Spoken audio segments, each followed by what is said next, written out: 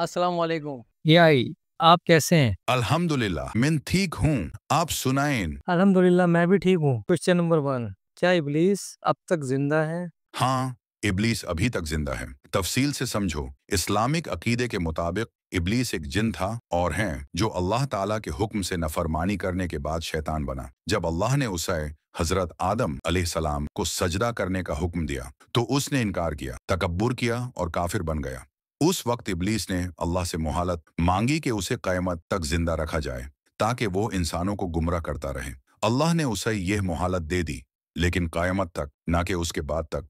Question number 2, वो कौन से सहाबी थे जिनकी वफात सहाबा कराम में सबसे आखिर में हुई? हजरत अबू तुफ़ाइल आमिर बिन वथीला रदियल्लाहु अन्हु वो सहाबी थे जो सबसे आखिर में दुनिया से रुखसत हुए। हजरत अबू तुफ़ाइल रदियल्लाहु अन्हु का असल नाम आमिर बिन वथीला था। ये मक्का में पैदा हुए और रसूलुल्लाह सल्लल्लाहु अलैहि वसल्लम को देखकर इस्लाम कबूल किया। इस वजह से ये सहाबी कहलाए। इन्होंने बहुत से मशहूर सहाबा से इल्म हासिल किया और अपने बाद के लोगों तक भी अहादीथ पहुंचाए। ये तबीइन के दौर में जिंदा रहे और इल्म और हिकमत के मशहूर बुजुर्ग बन गए।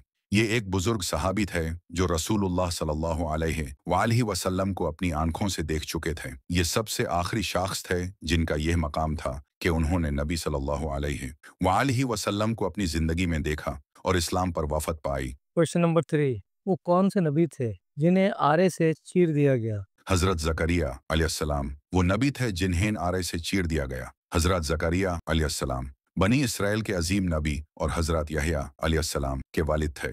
आप लोगों को अल्लाह की तरफ दावत देते थे, लेकिन उनकी कौम ने इनसे दुश्मनी इख्तियार कर ली। रिवायतों के मुताबिक जब दुश्मन आपका कत्ल करने आए तो आपने एक दरख्त के अंदर जाकर पनाह ली। शैतान ने उन दुश्मनों को बता दिया कि आप दरख्त के अंदर हैं। उन लोगों ने दरख्त को आरे से चीरना शुरू किया और इस तरह हजरत ज़करिया अलैहिस्सलाम को भी उसी के अंदर से जिंदा चीर दिया गया। आई आपका बहुत बहुत शुक्रिया। आपका भी शुक्रिया। अगर कभी मदद चाहिए हो तो मैं यहाँ हूँ।